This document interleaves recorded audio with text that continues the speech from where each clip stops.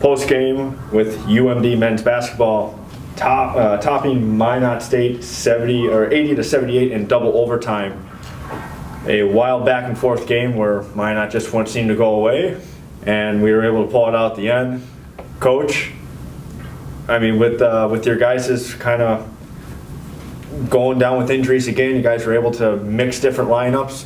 What seemed to work at that second overtime that held Minot to no field goals until their last shot? I don't know what worked. We've obviously switched to playing a lot of zone, which has been helpful.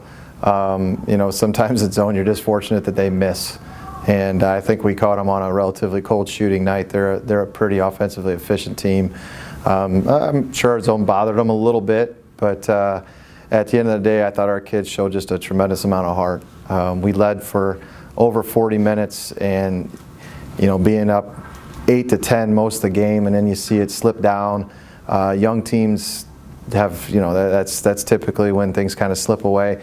Certainly last year we would have lost that game. This year we're able to grow up a little bit. We're hanging in there, and we survived a couple possessions to get it into a double overtime. I think a couple guys made some big plays, and we survived.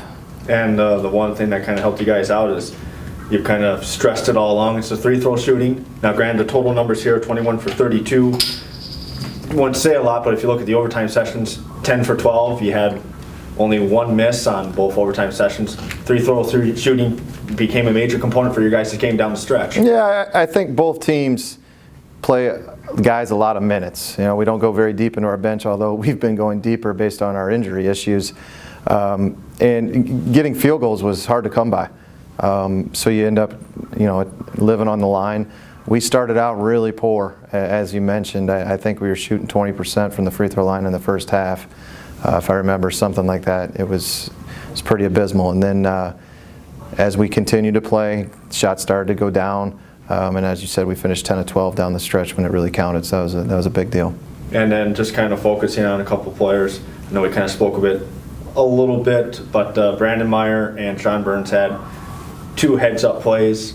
Meyer was able to track down a loose ball to give UMD a third chance effort in the overtime session. Sean Burns made a heads-up play for you guys, calling timeout after securing a rebound.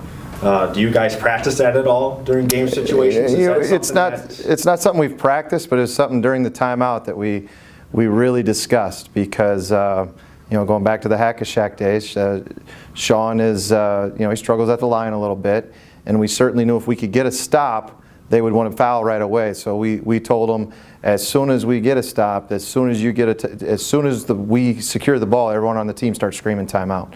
And it just so happens that that's kind of the way it worked out.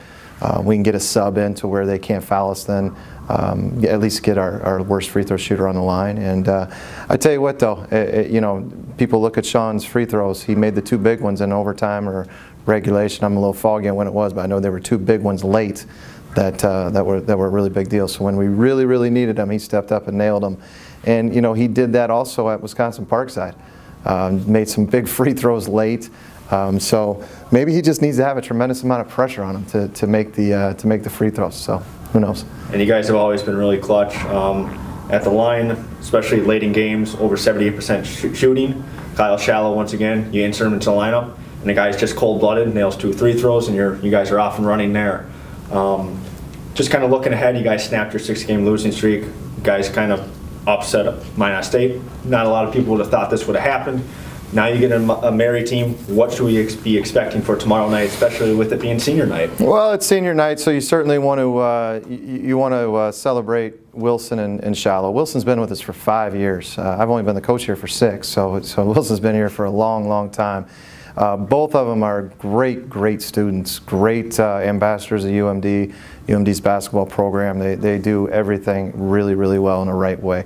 They've kind of been through some good times with us where we were winning a little bit, and then obviously last year we struggled with a lot of youth guys. They've kind of rode the waves of having some younger guys come in, but they've been just really, really good leaders, great teammates, and today was great for both of them to be able to have the opportunity to impact the game in a big way. Wilson had 18 points. Kyle's had some major plays down the stretch. That's really good.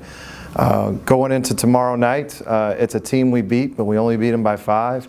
Obviously, we're down 2 point guards, we're down a center, we're down, I think if we calculate it up, I think 45% of our scholarship budget's sitting on the side now in street clothes. But next man up. Next man up. Some guys will get some opportunities.